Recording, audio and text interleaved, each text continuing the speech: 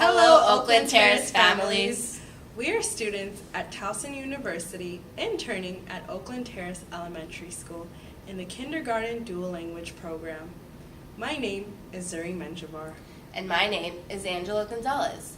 In this video, we will demonstrate purposeful strategies you can use with your child when reading at home in English.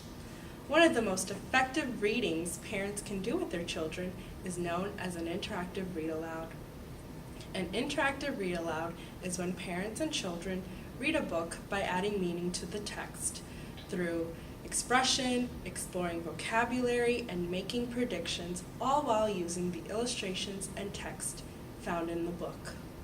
In our example of an interactive read-aloud, we will use the book back to front and upside down. For the purpose of this video, I read the title first to introduce the book. For an actual read-aloud, you would start with a picture walk and then read the title. Before starting an interactive read-aloud, take a look at the front cover of the book. You can point at the different illustrations and ask your child, what do they see? What do they think this book will be about? You can also turn to the back cover of the book, and you can ask the same questions. Where are they? What are they doing? These are all great questions to ask your child to help them get interested in the story. First, we will make a prediction. We are going to look at the illustrations to think what is happening before we read. The cat, the teacher, looks like she's writing on the board, and I see a lot of students writing on their papers. There's one student that is not writing on his paper, and he has his mouth wide open. We will be guessing what's happening in this page. We will read to find out. Your cards need to say, "Happy birthday," she said, and wrote it up on the board. Oh no, thought Stan. He hadn't realized there would be writing. So I could predict from the illustrations and from the words in the book that this might be Stan, and by reading this, it seems like he looks worried that he has to write. The second strategy we will be using is exploring vocabulary. In the text, I am unsure about a word. Let's begin. Stan's paws began to sweat, and his heart pounded loudly in his chest. I'm not sure what pounded means, but I know if I use my context clues, such as using the illustrations and the other words in the text, I can define the word pounded. Here, I see there's a clock behind Stan. The other characters do not have clocks behind them. In his journal, Stan has nothing written. The other characters have letters, words in their journals. In the text, Stan's paws began to sweat. When I'm anxious, my hands get sweaty too. His heart pounded loudly. His heart, blank, loudly.